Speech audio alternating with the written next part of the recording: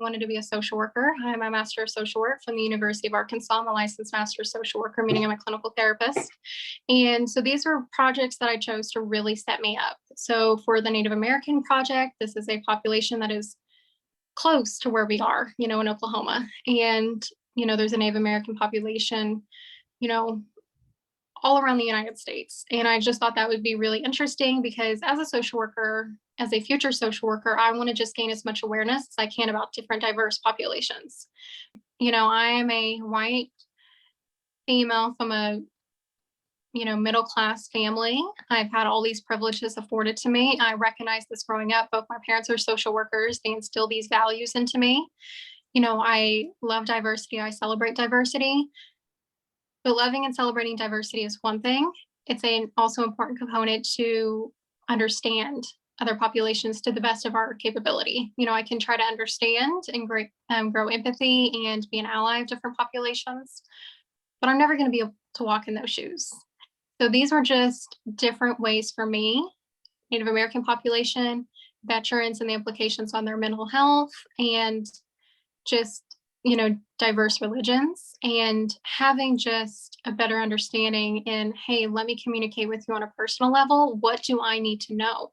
What can you tell me? What do you want me to know as an ally? And that's why I chose these specific service learning projects.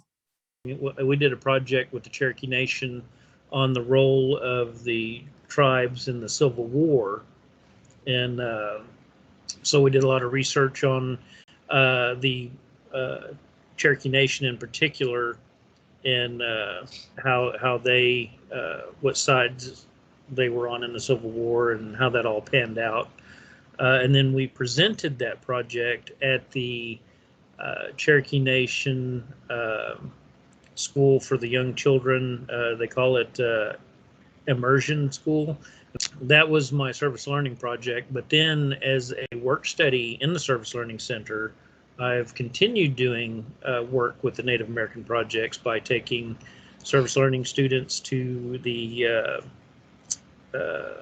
Heritage Center at the Cherokee Nation and working with them on their projects with information and stuff of that nature. Actually, the Quapaw documentary, that was a continuation of the Native American Advocacy Project. And we went to the Quapaw tribe and we met with a bunch of members from the Quapaw tribe. We met with councilmen, we met with a traditional storyteller, we met with a culture keeper. Service learning is not about yourself. It's not about what you can get out of it. It's about removing yourself from the situation and figuring out what you can learn or possibly what you can do for someone else. About doing something because it either educates or can make a difference in somebody's life. I think service learning really makes you a better student because you get to know the professors better. You get to know your campus better. You're actually involved on campus. I don't know about COVID, but hopefully it's over soon and everyone can get back to campus and actually experience service learning the way it's meant to be experienced. We established a partnership that's still standing with the Northwest Arkansas Food Bank. We raised money as well as collected non-perishable and perishable food donations for the food bank. And then the academic side of things was a research component into the social and political implications of the Irish potato famine. It was that I got to work in a practical small group experience where it wasn't just doing a project that stayed within the classroom. Ultimately, the product went beyond any grade we were going to get.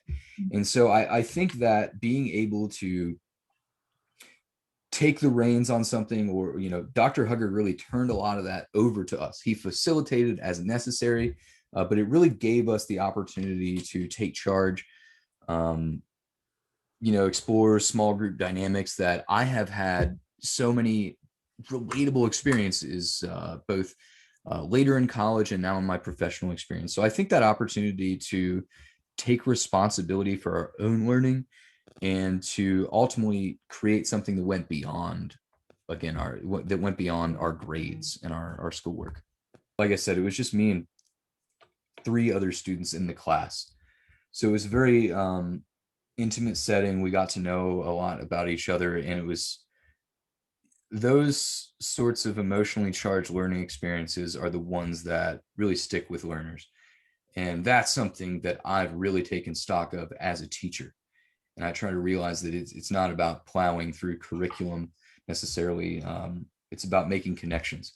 And that's what allows people to really establish connections with what they've learned. And when we do that, then we can make the most use out of the knowledge that we gain.